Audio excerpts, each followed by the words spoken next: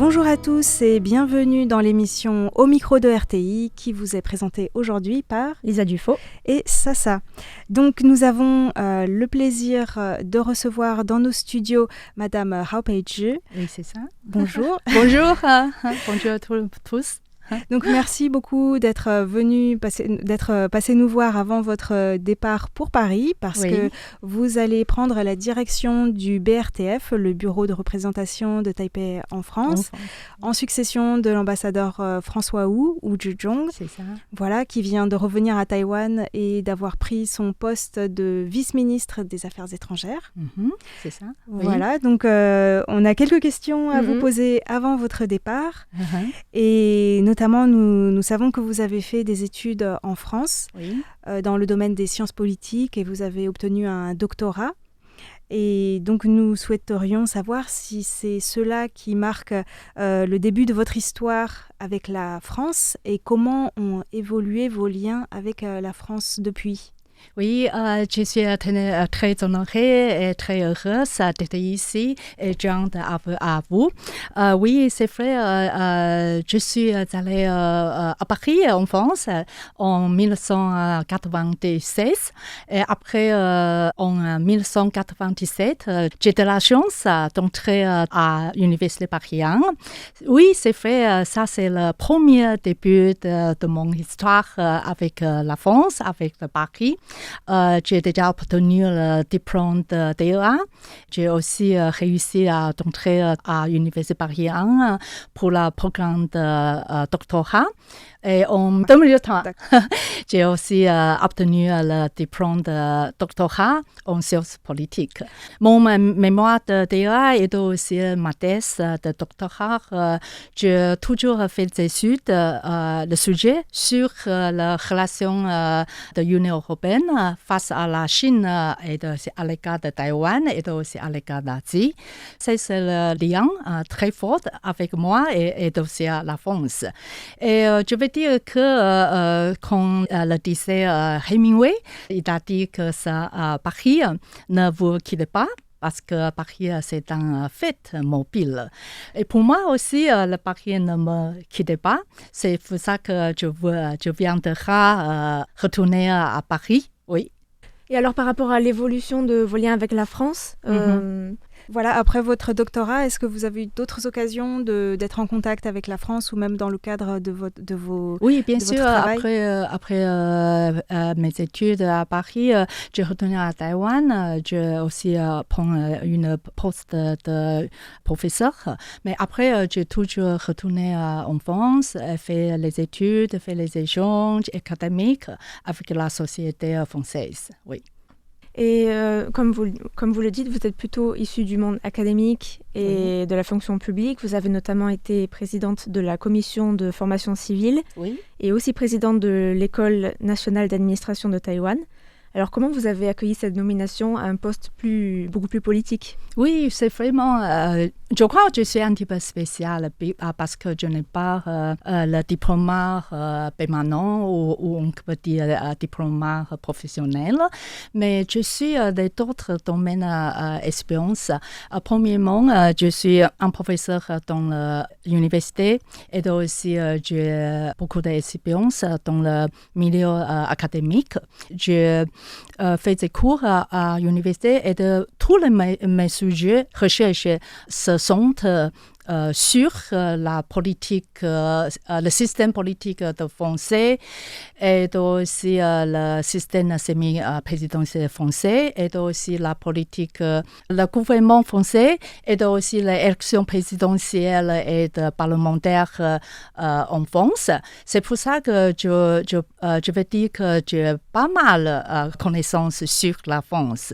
J'ai aussi d'autres chances pour faire CV dans le secteur public et aussi je participé à la fonction de la gouvernement taïwanais.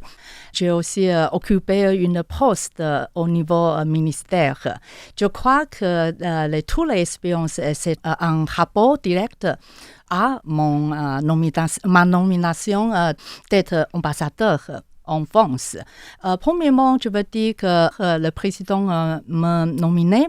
Il y a deux significations. Premièrement, on a déjà nominé une personne qui prend le doctorat en France et aussi formée en France. Et aussi, il connaît pas mal la France. Et deuxièmement, on a aussi envoyé une personne qui est au niveau ministère. C'est-à-dire, on a envoyé un message pour la France. C'est on très, très, très fait attention à la France. C'est un message très, très important. D'accord. Et justement, comment vous comptez utiliser cette expérience professionnelle un petit peu hors norme dans le monde de la diplomatie pour vos nouvelles fonctions? Oui, bien sûr, quand je dis le premièrement, j'ai toujours fait des études sur la vie politique en France. Je crois que je peux toujours lier la société française. Deuxièmement, je sais comment fonctionne le gouvernement. C'est pour ça que je crois que je peux lier la politique nationale et la ressource distribution dans le futur travail diplomatique. Donc pour résumer, en fait, vous connaissez très bien la France, le fonctionnement politique de la France, et votre nomination, c'est aussi un message de l'importance que le gouvernement taïwanais accorde à la France. C'est ça. Voilà. Oui.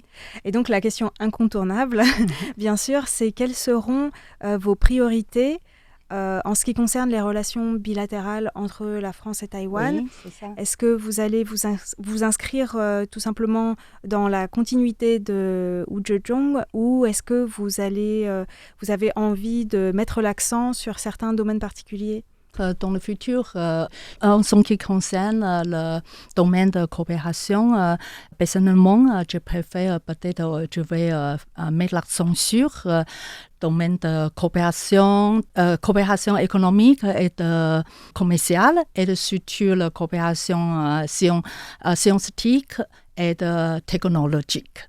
Parce que Taïwan, c'est un pays très puissant, surtout dans le domaine économique et surtout semi-conducteurs. C'est pour ça que dans le futur, c'est possible. On peut renforcer la coopération scientifique et aussi technologique. Surtout dans l'année dernière, en 2023, on a déjà signé un accord de coopération scientifique et technologique avec la France. On a déjà proposé 6 domaines clés de coopération, y compris le semi-conducteur, les technologies quantiques et aussi l'IA. Énergie verte, réduction des émissions de carbone, et aussi dans le domaine de l'espace et aussi de l'océan. Ça rejoint beaucoup les priorités de M. Franck Paris, le directeur du Bureau français de Taïwan, qu'on a reçu il y a quelques mois ici. Oui, tout à fait. Et en matière culturelle, est-ce que vous avez des projets? Oui, bien sûr. Oui, culture, dans le domaine de culture, c'est très important, la dimension.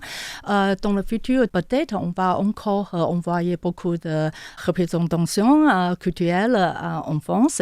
Et aussi, peut-être, on peut négocier certaines coopérations internationales culturelles.